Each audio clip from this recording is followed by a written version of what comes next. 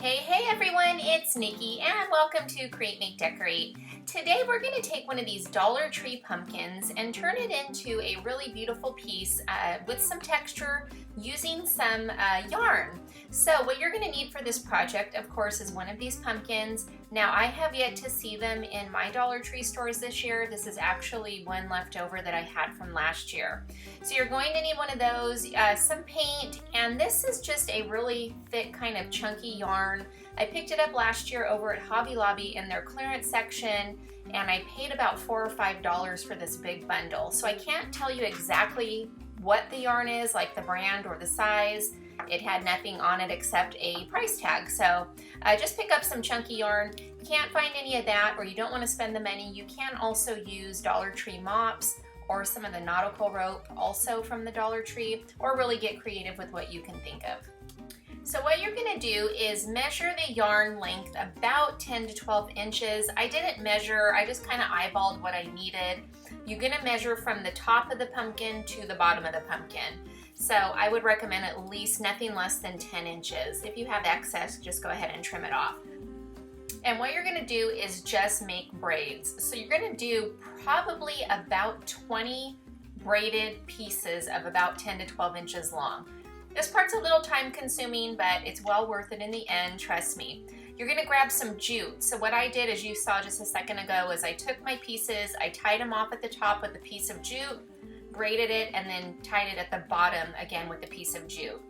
Once you get your amount going, you're gonna make sure that you're gonna carve a couple holes in the top and bottom of your pumpkin. Now I started off a little bit small, so I went ahead and made it larger. Honestly, with the thickness of this yarn, I would have made it even bigger. So just a tip, if you have really thick yarn, really try and make that hole as large as you can on the top, because you're gonna be stuffing these pieces in there, and you wanna have enough space to do that. So you're just gonna continue this process all the way around your pumpkin. Now I do recommend that you just tack it with some glue in the top and the bottom. Reason being is because you're gonna need to kind of move the yarn around a little bit to fill up any gaps and spaces that you have in between. And you won't be able to do that if you glue it all the way on the side of the pumpkin. So like I said, just keep repeating this process all the way around. Now as you move along, you're gonna find that it's gonna get a little bit difficult to get the yarn down into the hole, the opening. So grab yourself a pen or a pencil to help stuff it down.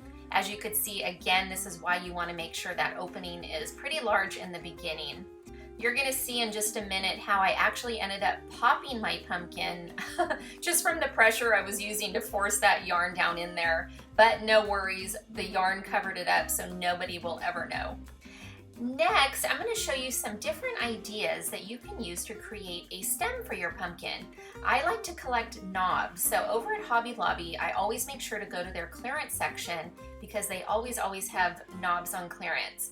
So just grab, different ideas. Grab some knobs, grab some twigs from your yard. The Dollar Tree sells a pack of like little twigs or stems that you can buy. So just get creative with it. And even some leaves. Dollar Tree sells some, different type of leaves or florals you can add to add some greenery. I was just kind of playing around with it here just to show you some different ideas.